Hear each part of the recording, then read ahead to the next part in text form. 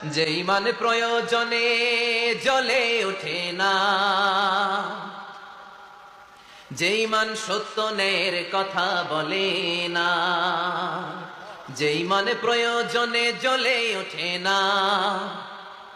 যে ইমান সত্য ন্যায়ের কথা বলে না, যে ইমান বাস্তবে নাই, যে ইমান অন্তরে নাই, মুখে শুধু ফাঁকা বলি, কি করে তারে বলো ইমানে বলি, কি করে তারে বলো ইমানে বলি, কি করে তারে বলো ইমানে বলি, ঠিক না? যে ইমান দিন কায়েমের আন্দোলনের ধার ধারে না, যে ইমান লেবাসধারী কোরআন হাদিস তাও পড়ে না,